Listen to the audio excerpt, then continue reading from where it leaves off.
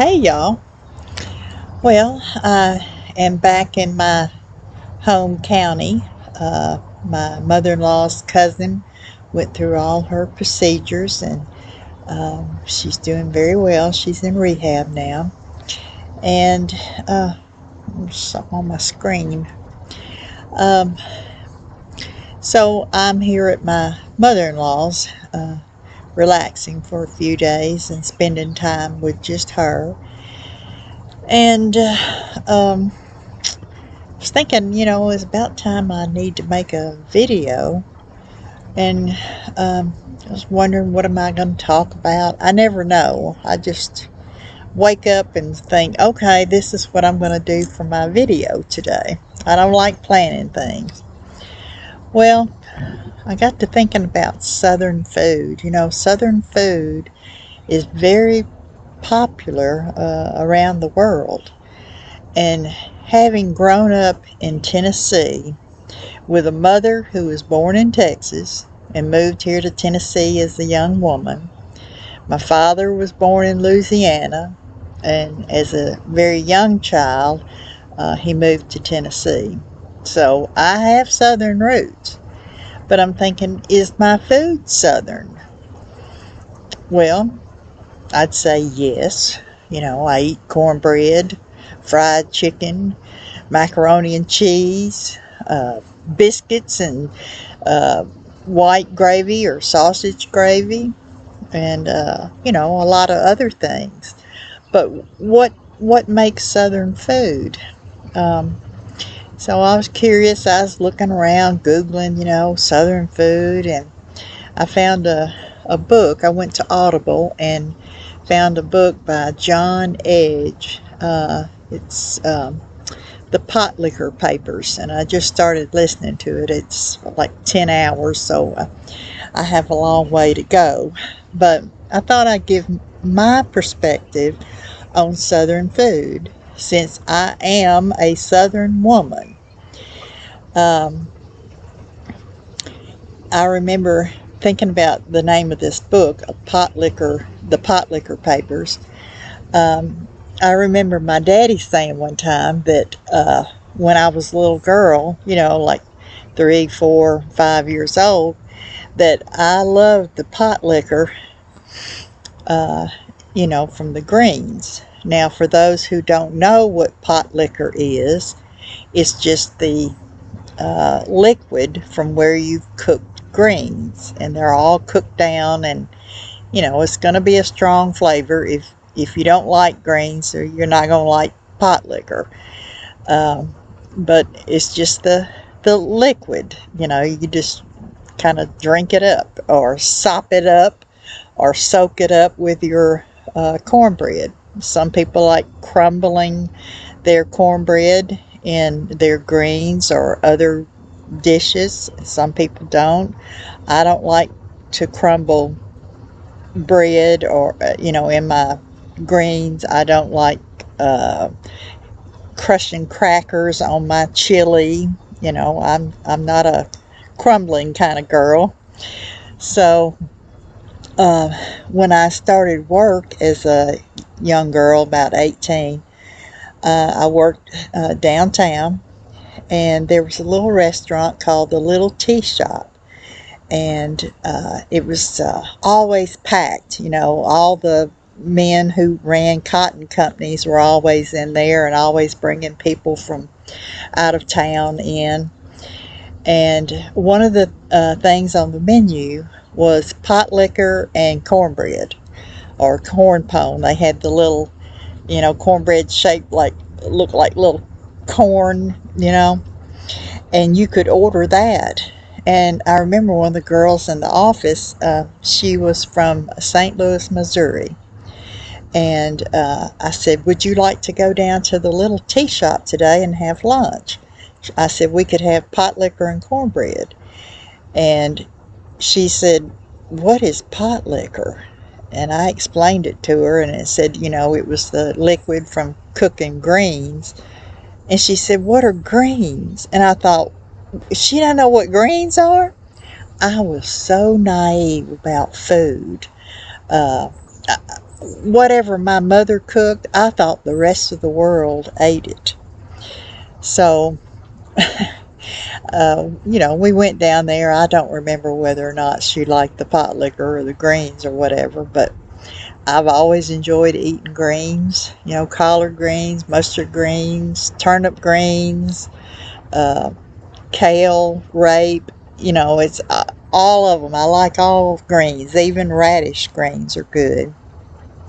And I personally like to mix my greens instead of just having all collard or all mustard. I like to mix them together.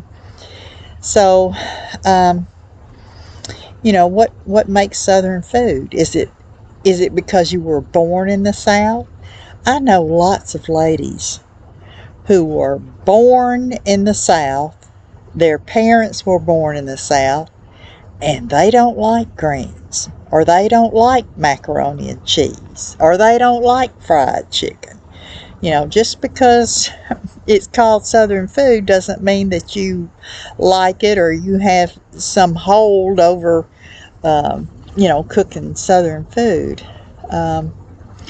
And macaroni and cheese. A lot of people eat Kraft macaroni and cheese. And they're from the South, and they like Kraft macaroni and cheese. They don't like it homemade. So, what does it mean to be eating Southern food? A lot of times I think it's just a promotion of people who write stories about Southern food, and they go to some restaurant and they've never had macaroni and cheese or never had greens or banana pudding or things like that, and they eat it and think, this is fantastic, this is the best thing I've ever had. Well, yeah, it probably is, but so they talk about it and hold it in such high regard, and so people have this perception of what Southern food is. Southern food is what you, and I'm talking about you mamas and you daddies that cook meals for your family. Maybe you don't like those kind of foods and you cook something else. Does that mean those other foods that are not considered Southern, or what do they consider that?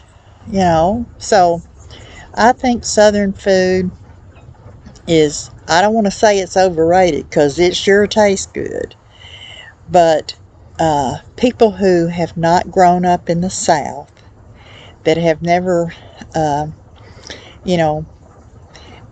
had the food, have a perception of what it should be, and maybe it's not that way in Southern homes.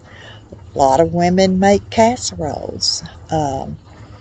When I was a little girl and went to the church homecoming, the ladies had all the vegetables that they picked from their garden, and had green beans with hog jowl or some kind of ham cooked in them.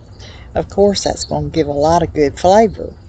And I used to cook like that, but because I can't have a lot of sodium in my diet, I don't put hog jowl or ham or whatever in my green beans anymore.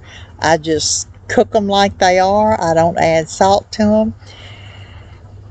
Maybe some sliced onion and black pepper, no salt, and then I eat them.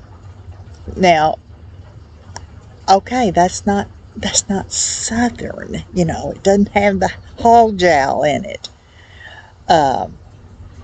But if you're from, some other country, you're going to go, oh, I ate green beans at this place and they didn't put hog jowl in there.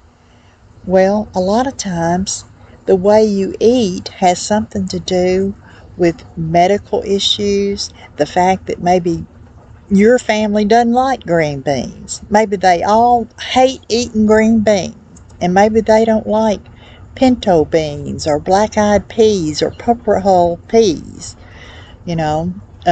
Just because it's Southern doesn't mean it's going to be like what you read in magazines. But as a little girl, going to, church homecomings or Declaration Day at the cemeteries, they have big potlucks and everything, and the ladies would fry their own chicken. They didn't go to Kentucky Fried Chicken and get it. They made homemade cakes, coconut cake. My best girlfriend, Ramona, her mother used to make a wonderful coconut cake. She would get a real coconut and crack that thing open and grate all that coconut to make her coconut cake. So does that mean that if you buy a coconut in a package, it's not a real coconut cake? No, I think that you adjust to, my nose is itches, I'm sorry. I don't think that means you're not a Southern cook, or, I think you need to look again about, what Southern food is. There are, like cornbread. I love cornbread. I love it so. My husband said I could eat it with everything, and that's probably true. But when I made cornbread, when we first got married, he said, I really don't like cornbread. And I said, what? I love cornbread. And he said, well, if it was sweeter, I might want to eat it. Well, I had to make the decision on whether or not to add more sugar to the cornbread. I would put like a teaspoon in there because a little sugar in your baked goods helps it to brown real good. So I added more sugar, and so he would eat the cornbread, so I got to eat my beloved cornbread. And I always cook mine in an iron skillet. It doesn't quite taste the same when you cook it in, like a cake pan or anything. It doesn't get that hard, crispy crust on it. But you prepare your food according to your medical needs, what you like to eat, what your spouse likes to eat. And so just because it's, your mama's recipe or your grandmother's recipe from the South, it's different for everybody, And now if you go to a church homecoming, you're going to see Kentucky Fried Chicken, you're going to see honey baked ham, store-bought bread, all kinds of things. A lot of women don't like to cook. They hate cooking. And so they'll do anything not to cook. I guess I'm one of the last women that likes to make homemade food. Not everything I cook is from scratch. But I think you ought not to feel guilty, about what you cook or why you cook it. If you're feeding your family and your family best more than anybody else, you know what they like. You know if they like that bread to be lightly brown or a darker brown. I like my bread to be real brown. I think it tastes better that way. That's just my personal preference. And that's what cooking is a lot of it is personal preference. It has something to do with your background. I mean, a Southern woman can marry a man who's in the military and travel all around the country or around the world. And she can bring with her her Southern roots and bring the Southern foods that she makes.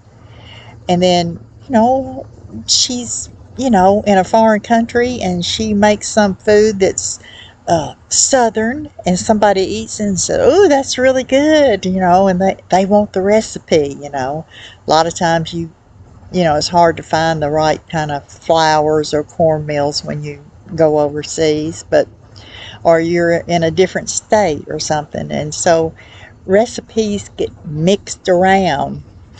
And, my mother always cooked pinto beans.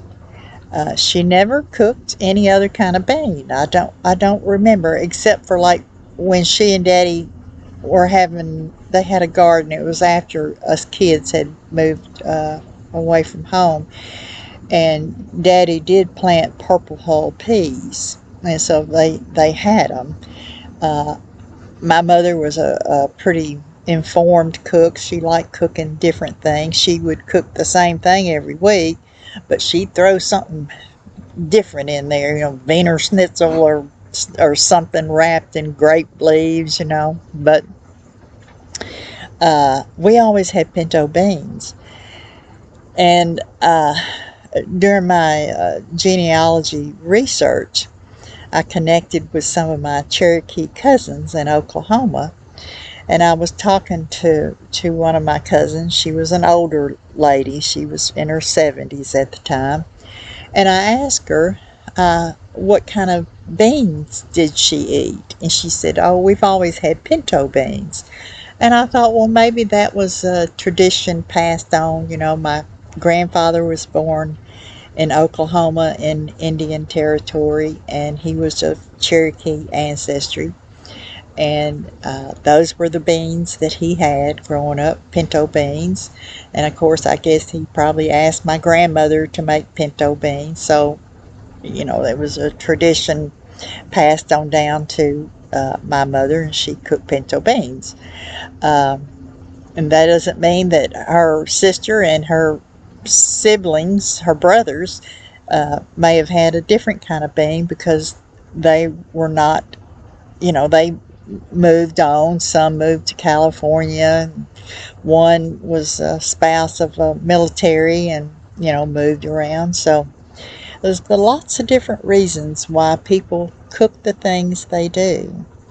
Or perhaps a man or a woman marries someone of a different nationality, and they want their food that they've grown up eating, and they ask their spouse to cook that food for them, and so you get a mix. Maybe a southern woman marries a man from Norway.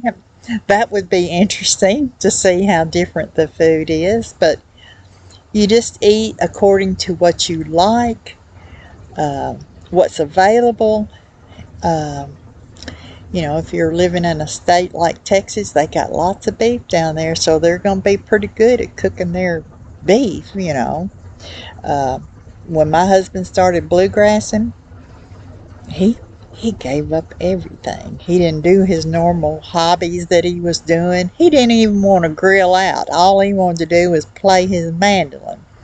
So I thought, well, if we're going to get anything off that grill, it's going to be because I cook it. Well, the first few times I cooked out on that grill, of course, the meat tasted like lighter fluid. It was awful. It was really awful. But anyway, he said, "Here, let me show you." He gave me a few lessons, and I finally learned to, cook on a charcoal grill. And then eventually I was able to smoke pork butts and pork shoulders, and learn how to. I would soak the hickory wood. I'd soak it in water so that when I put it on the grill, it would smoke, and learn that if I put on a whole chicken to cook, that it really tasted good while that pork was cooking, And I learned to use different kinds of woods, pecan and peach and apple and cherry, and so it's all different. You just learn as you go, So just remember that when you're cooking for your family, you're bringing lots of traditions with you. Where you were born, whether it's the South, the Midwest, up north, Northwest, out east, and then you're also bringing in your spouse's way of doing things, and what they eat, what they might miss, from foods they had growing up, and they'll ask you to make those foods, and you learn how to cook those things because you want to please your spouse. And so, there are lots of different foods around this country, and they all come from uh, different nationalities. America is just full of people from all around the world, and so we have a diverse mix of food, and I think it's pretty interesting myself. So uh, I guess that's enough about food and southern food, and kind of makes me want to have some greens and some squash with onion. What else do I see? Green squash, some kind of bean, probably uh, black-eyed peas, because the black-eyed peas and black beans don't upset my stomach. I mean, I can eat any kind of bean. I love them all. But, has some sliced onion. My mother always had sliced onion on the table. She'd put it in a small little dish, and she'd quarter that onion, and you just got whatever you wanted. Um, but, yeah, some vegetables would be nice. Maybe some sliced tomatoes. I miss having a garden. I used to make squash relish, and I remember one year we had so much squash I was picking it and putting it in 5-gallon buckets, just trying to find somebody to give it away to. And having okra, pepper hull peas, green beans, all that stuff. I do miss that, having a garden. But so now I just cook for myself and cook for you. So I'll let that be the end of this video. I hope y'all are having a good day, a good evening, and I hope you'll be kind to somebody today. There's always somebody out there who needs your kindness. And so I'll see you later. Bye.